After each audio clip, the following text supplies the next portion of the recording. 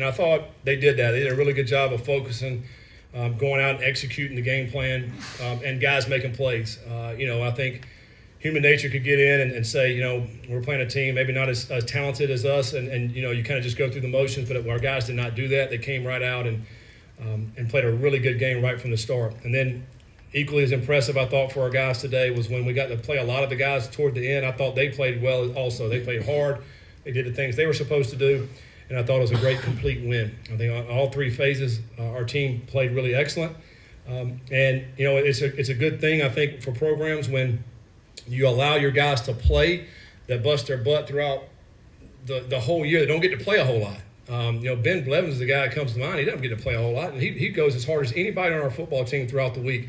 And to see him running around and making some tackles today, man, I love to see that.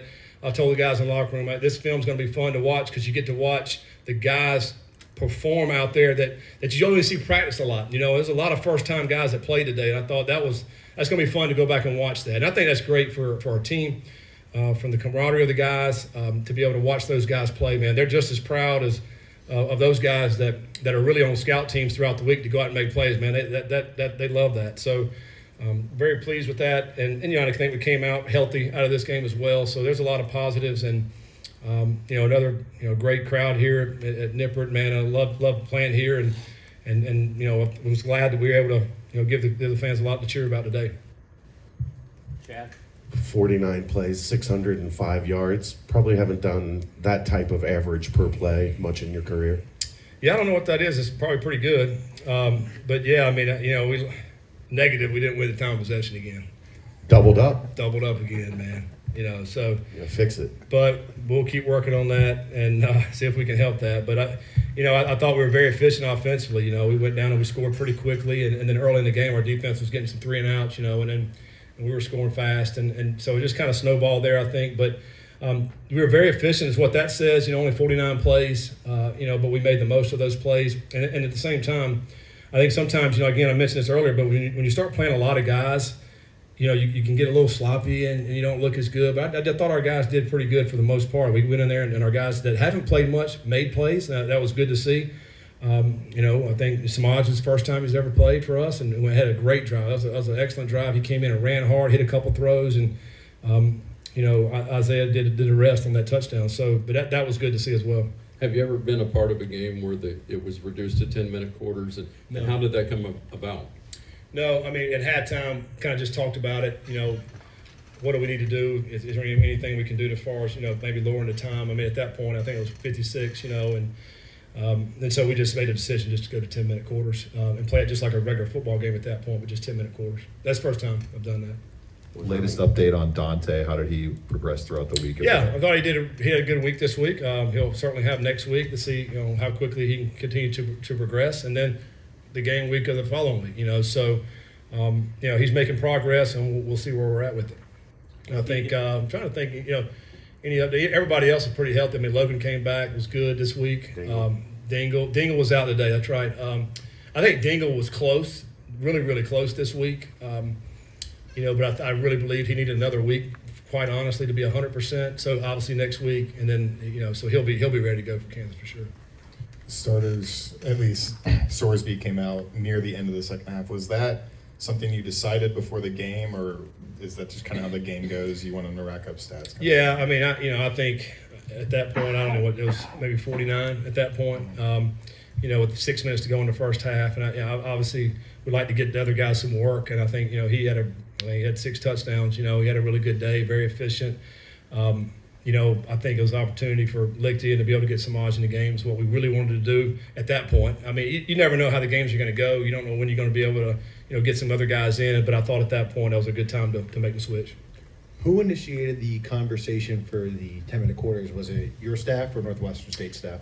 Yeah, I think really it was the referees. I think they came to us first and just asked. Obviously didn't mandate anything, and we were like, yeah, I think 10 minutes probably sounds good. And then they went and talked to them, and they agreed, and that's kind of how it went back and forth. But apparently, I think we're seeing a little bit more of this now with the way college football is, man. Used to teams at the FCS level would get their guys, develop them, and they were All-Americans and they stayed, And now if a guy's a young player and he goes out and has a great season, then he's gonna move on. And I think we're starting to see the gap of the levels, FCS to Group of Five to Power League. I mean, I see the gap growing more and more, and so unfortunately, you're seeing more of this. On the topic of the gap play, it's obvious for the team that loses, the hardship they have to go through. For the team that wins, are some of the stuff that you might see in the tape being masked by the difference of talent on both sides? Yeah,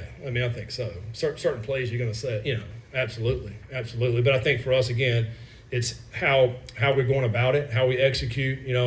Sometimes, you're going to throw a ball on a play that usually should just get knocked down, and all of a sudden you're just faster and you just run more. I mean, that happens, I think, and sometimes in games like this. But for us, we're looking more of the execution, how we got to it, and the execution of it. Sometimes talent will take over, and it did today with some of those plays. But again, for us, it's just about the execution and playing to our standard. Neil. Coach, Isaiah Johnson, apologies there, was a guy who was kind of overlooked with the wide receivers there in the room. Big day for him today. What did you think of his performance? Yeah, he's got talent. He can really run. I think we saw that on the touchdown that he had right there. I think he's an exceptional talent. I think he has not played very much football. I think he played 1 year last year and 1 year of high school prior to that. His best football is ahead of him. I think he's going to continue to get better and better. It's good for him, for all of us, to be able to see him go out and make some plays today. And I think he scored 2 touchdowns today. And I think he's got a bright future. And he's certainly a guy that we got to get more involved on the offense. I mean, I think he's a guy who can. One catch and he can turn the game upside down with the way he can run. So, I think he's really helped himself out today. Caleb Goody on that poster out a couple times. Did that maybe feel like a video game where they didn't have anybody that could run with them? You could have called that one for 6 anytime you wanted to.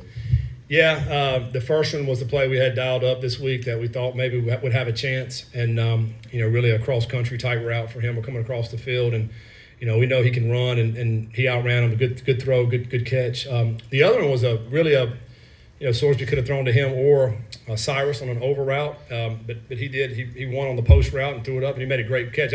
Corner played I thought he played it really good on that one.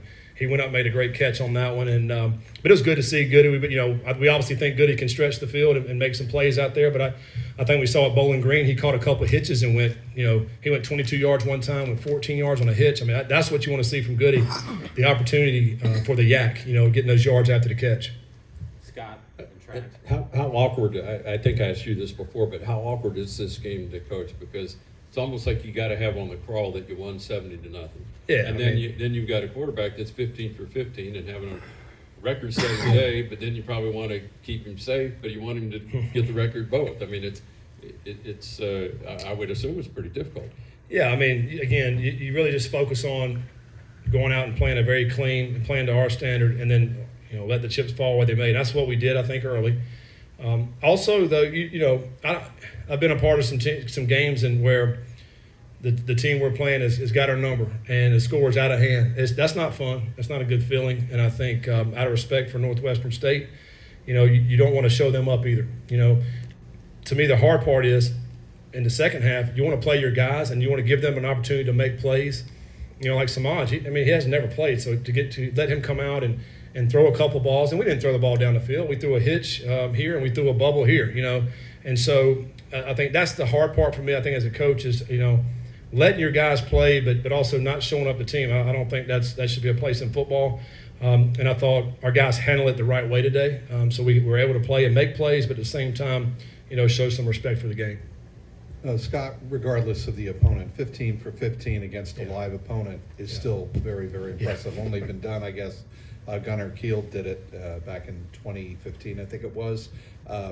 Talk about what it was about his accuracy today that stood out. Yeah, I really think it started last week at the BG game, because we talked about, hey, just take what they give you, man. If it's a hitch, take it. He did that in that last week, and I thought maybe 3 or 4 times we threw it away last week. And I mentioned I thought he had one bad throw, and it was a quick game. It could have been caught, but it was a little errant. But today, extremely obviously efficient, and he threw catchable balls today, and he threw where our guys could go make plays. I think our guys are talented enough to where if we could just get them the ball in space, they're going to be able to make some plays. And just taking what they give us and not, not getting bored with throwing a hitch, not getting bored with throwing a swing. And he did that. And I think we're seeing some of the fruit of that, when we're taking what the defense gives us and allowing these guys to do that. But you're right. It's hard to go 15 or 15 just on air sometimes, an errant throw or a drop pass. So that's an awesome stat. And what else is awesome is being able to go 21 for 23 and you played 3 quarterbacks, all 3 completions had touchdown passes. That's pretty cool too. That's hard to do, but I do think it shows the work that our receivers and our quarterbacks have put in, this offseason. Cool. Any other questions for Coach? Thank you so All right. much.